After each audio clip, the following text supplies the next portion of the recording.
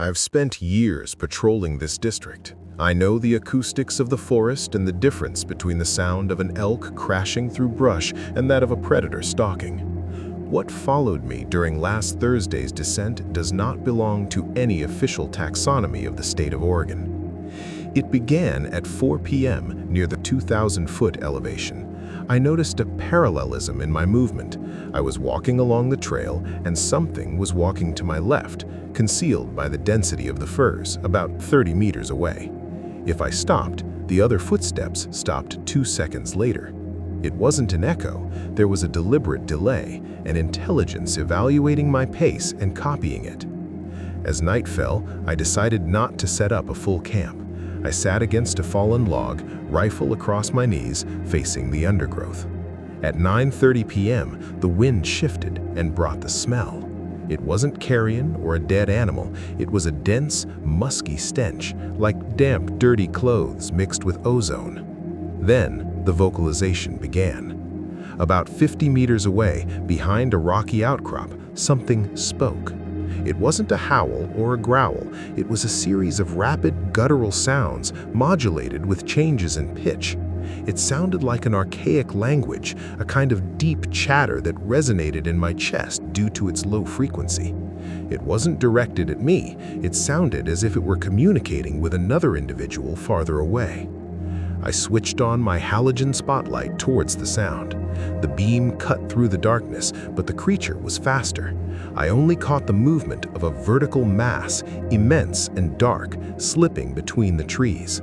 I saw no eyeshine, no face, only a silhouette of broad shoulders covered in dull hair that absorbed the light, moving with a fluidity that was terrifying for its estimated size.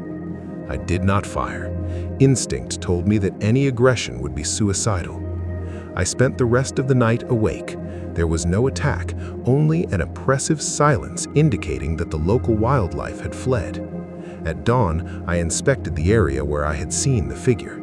I found no tracks in the forest duff, but I did find a young pine, about 10 centimeters in diameter, snapped in half at 2 meters above the ground.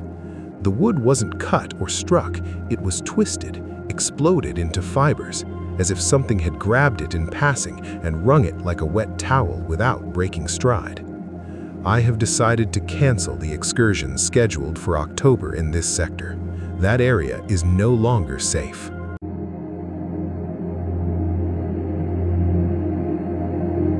On October 14th at 6:45 p.m., I responded to a non-urgent assistance request in the dispersed area of the Fremont National Forest near the edge of Winter Rim. The subject, an experienced camper identified as Thorne, had requested an escort out of the area after 2 nights of unusual activity. Upon arrival, I found Mr. Thorne with his gear already loaded into his vehicle. He did not display hysteria, but rather a state of exhausted alertness. According to his account, since dusk the previous evening, something had been testing the perimeter of his camp. He did not report direct aggression, but an invasive curiosity. Taps on the tent fabric and manipulation of items left outside, with no theft of food.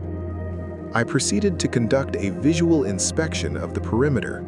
The forest was immersed in complete silence, an anomaly given the usual local wildlife. The only perceptible element was a heavy odor, similar to rancid musk or damp clothing, which shifted with the breeze. At 7:15 p.m., while I was drafting the preliminary report beside my patrol vehicle, we heard a vocalization to the west, approximately 200 meters away. It was neither a roar nor a howl, but a series of low, modulated guttural sounds resembling a truncated dialogue. Seconds later, a sharp udar of wood striking wood was heard from the east. Triangulation suggested coordination between 2 separate sources. I activated the FLIR thermal monocular. I detected a significant heat signature at 70 yards, partially obscured by a ponderosa pine. The signature was vertical, with a body mass exceeding that of an average black bear. The subject was not foraging, It was stationary, observing our position. I decided to abort the inspection and escort Mr. Thorne out via the forest road. During the 3-mile drive to the paved highway, the subject maintained a parallel pace to our vehicles through the density of the forest. There were no attempts to intercept, only a territorial escort until we crossed the boundary of the recreational area. The following morning, I returned to the site in daylight. The ground covered in frozen pine needles did not retain definable tracks, only vague depressions indicating considerable weight. No hair or biological remains were found.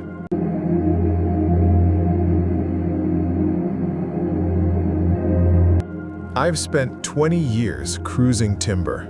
My job is to enter tracts of virgin forest, measure the diameter and height of trees, and calculate how many board feet of usable lumber they contain. It's mathematical, dirty, solitary work.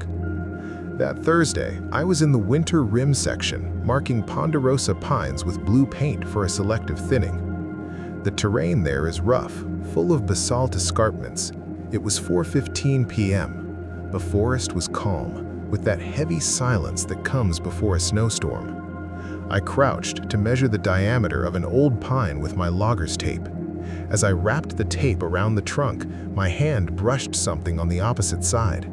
I expected rough bark. I touched something warm, coarse, and oily. I pulled my hand back on instinct. At first, I thought I had touched a bear sleeping against the tree, a mistake that can be fatal.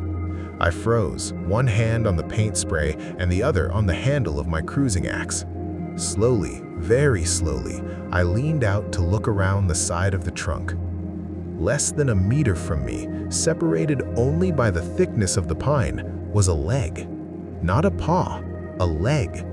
It was covered in matted, dark reddish-brown hair, clinging to musculature that felt like granite under skin. The anatomy was wrong. The thickness of the ankle was greater than my thigh. Then the smell hit me, a nauseating mix of rotting meat and fermented pine. The creature hadn't moved, despite the fact that I had touched it. It was playing with me. I began to back away without turning my back, step by step over the pine needles. When I was about 10 meters away, the figure peeled itself off the tree. It stood up to its full height. My forester's mind calculated automatically. Based on the branch brushing its shoulder, that thing was about 2 meters 40 tall. It looked at me with complete indifference, eyes sunken beneath a prominent bony ridge. It didn't roar. It did something worse. It raised its right arm and struck the pine I had just measured, a tree 60 centimeters in diameter, with the back of his hand, like swatting a fly. The sound was like a cannon shot. The wood cracked violently, and I saw the bark explode at the point of impact. The tree didn't fall, but it shuddered all the way to the crown, raining down cones and dead branches. It was a clinical warning. I can break this. Imagine what I can do to you. I dropped the tape, the spray, and the axe. I walked 3 kilometers to the forest road without stopping, feeling a pressure on the back of my neck that nearly made me vomit. In my official report, I wrote, "Encounter with aggressive wildlife and loss of equipment." I never returned to that parcel, and I advised the logging company to leave it uncut. There are things in Winter Rim that do not want to be disturbed.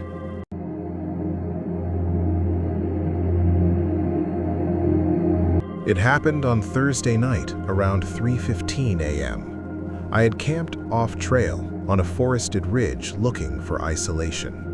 The fire had gone out hours earlier. I woke up to the sound of something striking the ground. They weren't footsteps, they were impacts. Someone was throwing fist-sized rocks against the ground, closing a perimeter around my tent. I shouted, identifying myself, thinking it might be poachers or drunk teenagers. The response was absolute silence. No crickets, no wind. I stepped out of the tent with my headlamp turned off so as not to give away my exact position, gripping my hatchet. That's when the air changed. A dense smell reached me, a mix of strong musk and crushed pine. It was close. I turned on the light. The beam illuminated the forest edge about 15 meters away. I didn't see a face. I saw a dark, bipedal, massive shape moving laterally between the trees with a speed impossible for its size. When the light hit it, it didn't flee. It stopped, partially concealed behind a Douglas fir. I heard a low, wet huff vibrating in my chest, and then the sound of thick branches snapping, not under its feet, but in its hands. The attack began seconds later. It didn't try to bite me. It was a bombardment. The first rock, about the size of a melon, struck the base of a tree less than a meter from my head. The force sent bark splinters flying. Before I could step back, something else slammed into my right shoulder. I felt the bone crunch immediately. The impact spun me around and knocked me to the ground. From the ground, dazed and with my shoulder useless, I heard heavy footsteps charging toward me. A long, bipedal rhythm, long strides. It was coming to drive me off or kill me. I abandoned everything, the tent, the sleeping bag, the gear. I ran downhill toward my truck, stumbling. For the first 100 meters, something ran parallel to me through the brush, smashing through undergrowth and grunting. It wasn't chasing me to hunt me. It was violently escorting me out of its territory. I reached the vehicle, locked myself inside, and started it. As I maneuvered to leave the forest road, the headlights briefly illuminated the path I had just fled. There was nothing there, but I saw a manzanita bush being violently shaken from the base, as if someone were taking their fury out on the vegetation.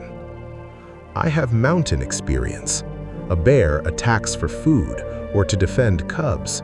A cougar stalks silently. This was different.